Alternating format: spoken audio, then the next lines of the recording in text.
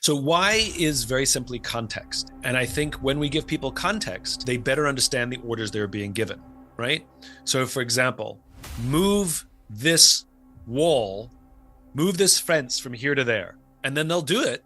I mean, they understand how the rank structure works, but they may not be inspired and motivated. They may not feel like they're contributing to anything.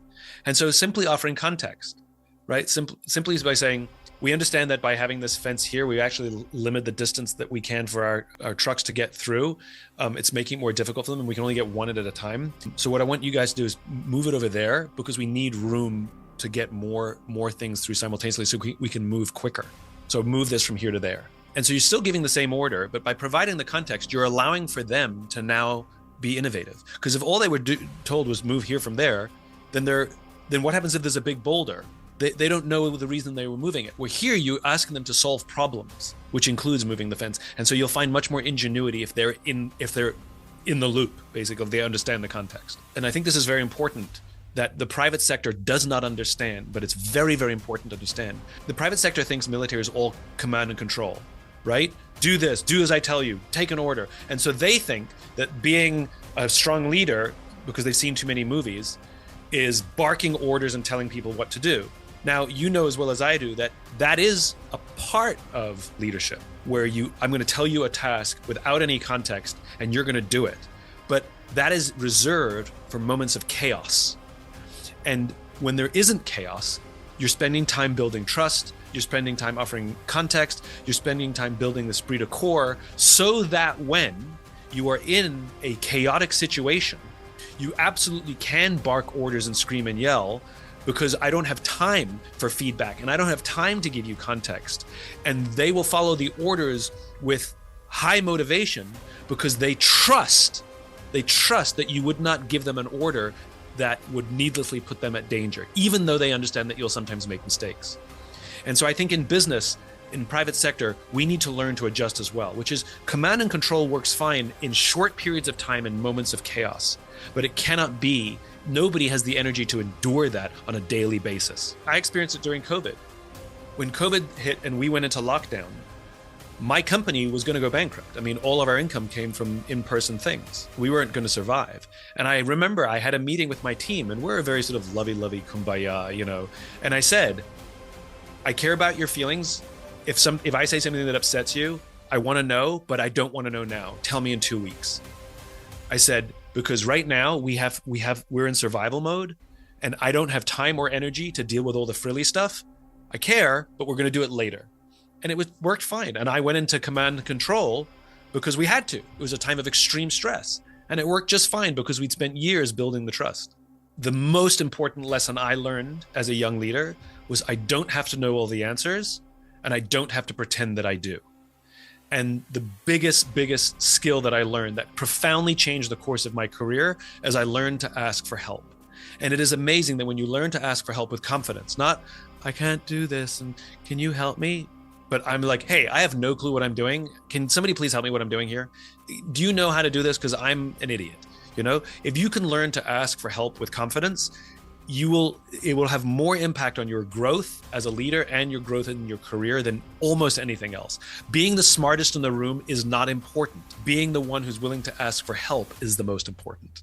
There's a big difference between being an entrepreneur and being a small business owner. Small business owners own small businesses, but entrepreneurs are problems. And you find entrepreneurs in government, you find entrepreneurs in large corporations. They're not simply people who start businesses. Richard Branson's an entrepreneur, but he doesn't own a small business anymore. And so I think we have to remember that, that an entrepreneur is a problem solver. And they don't go around solving random problems. That's weird. The best entrepreneurs usually have some sort of vision of the world that does not yet exist. In other words, they're idealists in some way, shape, or form. In their early years when they're young, it's probably some gut feeling. And later on, hopefully they can articulate what that vision is in terms that can inspire more people around them. And the ones that achieve scale definitely are capable of doing that. And so when I think about the optimistic leader, number one, they have to have vision. And vision is not like to build the best, most reliable, highest quality product. That's not vision. Vision is I imagine a world in which Steve Jobs and Steve Wozniak had vision. They imagined a world in which an individual could compete against a corporation. There was, fundamentally sort of like, revolutionary spirit. And the personal computer was the mechanism by which they used to do that. If the company was founded 30 years later, it would be a tech company, not a hardware company. It's just nature of the times it was founded and the tools that were available. My own vision, I imagine a world in which the vast majority of people wake up every single morning inspired, feel safe wherever they are, and end the day fulfilled by the work that they do. Entrepreneurship comes in looking for the path that helps me move closer towards that vision. So for me, an optimistic entrepreneur is someone with vision and looking for the best tools to advance that vision. There was a great disservice that was done to capitalism over the course of the 80s, 90s, and 2000s. And that disservice was perpetuated by leaders like Jack Welch. And basically what they did is they made business in America more about value to a shareholder, an external constituent, over a customer or an employee. And remember, good old-fashioned Adam Smith capitalism, the kind of capitalism that made America great, the kind of capitalism that Thomas Jefferson studied. Thomas Jefferson owned all the volumes of Wealth of Nations. That form of capitalism believed in competition as a means of producing a higher quality product. We now live in a world where that's not really true. When a company, for example, announces mass layoffs to meet some arbitrary financial projection, we see a stock price go up.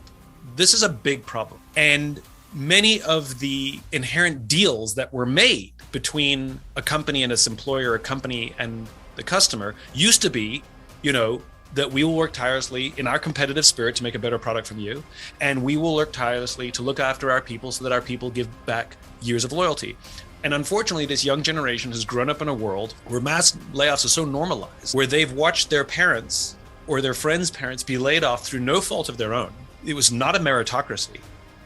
Just because the company missed, like I said, an arbitrary projection. It's profitable, just not as profitable as we expected. So you get to lose your job as a result. So I can go back and prove to somebody that I balanced the books, even though I'm doing long-term damage to the culture of the company. And that deal was broken. That deal was broken, that I'm going to take care of you and you're going to take care of me. And so it's very funny to me that companies lament that this young generation seems to offer no loyalty to the company when they have offered none for decades. And in the process of business becoming much more short-term, much more transactional, and the human element falling to the wayside, we've also seen a decline in a very, very, very specific skill set called human skills, right? I hate the term soft skills.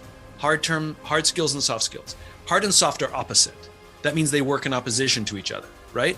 Hard skills, the skills you need to do your job, and human skills, the skills you need to be a better human being. And both of those are important to be a great entrepreneur and a great business person. And though we teach hard skills, and we teach how to read a balance sheet and what a P&L is, and we teach all of these wonderful things, unfortunately, we started to treat people like something on a P&L.